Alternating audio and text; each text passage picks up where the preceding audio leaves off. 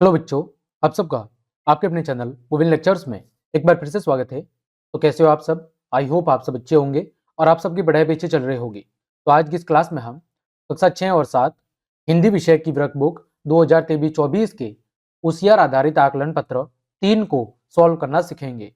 हमने आपकी वर्कबुक के कार्य पत्रक 1 से लेकर 90 तक सभी को बहुत अच्छे से सॉल्व करा दिया है और साथ ही साथ आपकी गणित और अंग्रेजी विषय को भी मैंने बहुत अच्छे से सॉल्व करा रखी है वर्कबुक की क्लासेस। तो वो सब क्लासेस आप चैनल की प्लेलिस्ट पर जाकर आराम से देख सकते हो। तो चलिए क्लास शुरू करते हैं। दिया हुआ है नीचे दिए गए अपठित अपठित मतलब जो आपने अभी तक नहीं पढ़ा होगा, जो आपकी किताब से बाहर का है। अपठित गद्यांश को पढ़कर निम्नलिखित प्रश्नों के उत्तर लिखिए। गद्यांश क्या दिया हुआ है? एक गांव में सभी किसानों ने खेत जोतकर बीज बो दिए, परंतु राकेश ने बीज नहीं बोए। एक बूढ़े व्यक्ति ने राकेश को कहा, बेटा तुम भी अपने खेत में क्या कर दो, बीज को बो दो। यह सुनकर राकेश ने खेत जोतकर उसमें क्या कर दिए, बीज को बो दिया। उस वर्ष बारिश अच्छी होने के कारण सभी के खेतों में पौधे लहलहाने लगे। राकेश ने सोचा अभी फसल पकने में काफी समय लगेगा। यह सोचकर उसने खेतों की तरफ कोई ध्यान नहीं दिया। सभी पक्षी राकेश के खेत में से अन्न को छुग कर खाने लगे। राकेश ने कुछ दिनों बाद फसलों की क्या करवाई, फिर कटाई करवाई। उसके हाथ में कुछ ही दाने आने लगे। उसके हाथ में कुछ ही दाने लगे। उसे अफसोस हुआ और वह सोचने लगा कि यदि वह समय रहते अपना कार्य कर लिया होता तो मुझे यह दिन आज नहीं देखना पड़ता। यानी समय रहते उसने यदि फसलों को काट दिया होता तो उसके हाथ के अंदर बहुत सारा अनाज आता, यानी उसे भी दूसरे किसानों की तरह बहुत ज्यादा फायदा होता, अनाज मिलता। लेकिन उसके साथ ऐसा नहीं हुआ। सारा जो अनाज के दाने थे वो पक्षियों ने खा दिए और बहुत कम अनाज उसके हाथों में लगा।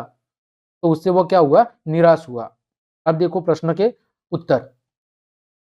निम्नलिखित प्रश्नों के सही उत्तर पर सही का चिन्ह लगाइए या निशान लगाइए।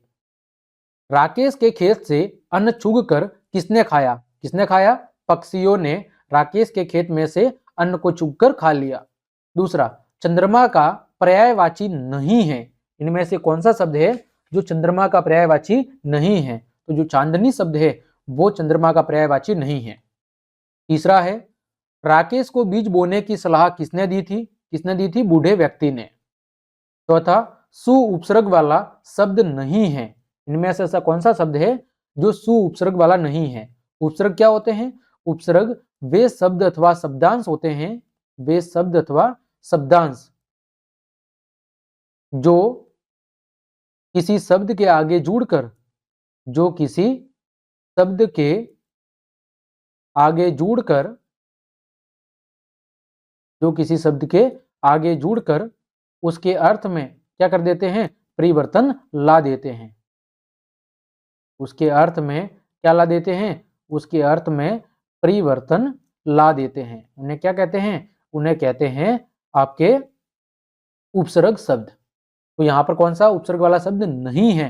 तो जो सुपर है, क्योंकि सु धन पर नाम का कोई शब्द ऐसा नहीं होता है, इस वजह से ये सही उपसर्ग वाला शब्द नहीं है। पांचवा, खेत में बीज नहीं बोए। खेत में किसने बीज नहीं बोए थे? पहले राकेश ने पहले बीज नहीं बोए थे। छठा, प्रमोद उमा को सिक्किम ले गया था। वाक्य में क्रिया शब्द कौन सी है? क्रिया क्या होती है? जिस शब्द से किसी कार्य के करने अथवा होने का बोध होता है उसे कहते हैं क्रिया शब्द। तो यहाँ पर क्रिया क्या है? ले जाना, यानी कि ले गया। ये क्या है?